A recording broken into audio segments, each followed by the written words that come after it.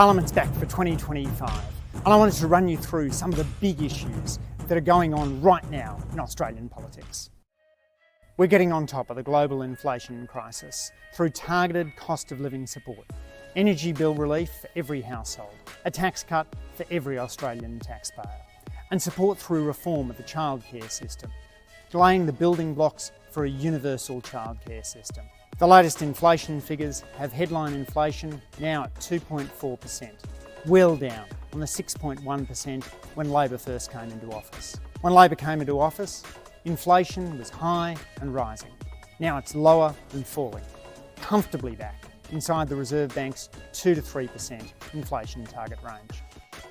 Under Labor, the renewables rollout has continued apace, with wind, solar and a joined-up grid, ensuring that Australians see lower power prices. Peter Dutton's madcap nuclear plan would see the Australian government investing in the most expensive form of energy. Higher emissions, higher prices. That's the Coalition's energy plan. The NBN was a Labor invention. We're finishing the job, connecting hundreds of thousands more households to the fibre network, rather than the old, slow, degrading copper network. We've got legislation in the Parliament to keep the NBN in public hands. The Coalition voted against it, but Labor firmly believes that the national broadband network should never be sold. Under the Liberals, we saw savage cuts to the public service, leaning to the robo-debt scandal and blowouts in waiting times. Labor's brought some of those contracted services back in-house. But if Peter Dutton was to become Prime Minister, he would cut 36,000 public service jobs. That would mean longer wait times for processing veterans' claims, longer wait times for processing passports, more challenges at the border with our quarantine officials. Labor believes in a well-funded public service to deliver the public services that Australia relies on. Next, multinational tax. Just because you're big, you shouldn't have a licence to avoid tax.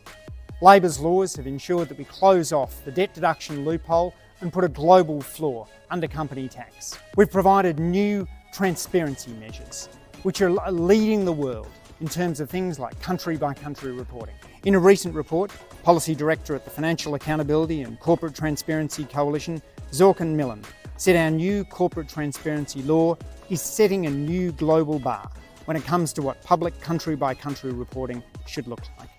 Labor understands that multinationals have to pay their fair share and will continue reform in the next term of Parliament.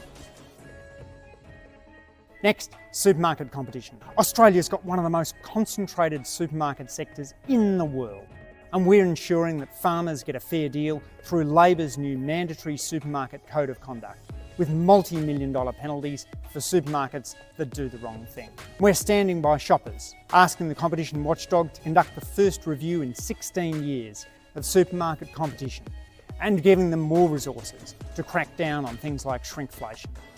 There you have it. A rundown of some of the big issues in Australian politics and what's going on in Parliament this fortnight. If you'd like to see more about what's going on in Australian politics, leave a comment below and let me know what you'd like to know about. I'm keen to do these explainer videos to make politics more democratic and to provide more information about what we're doing right here in Parliament House to improve the lives of all Australians.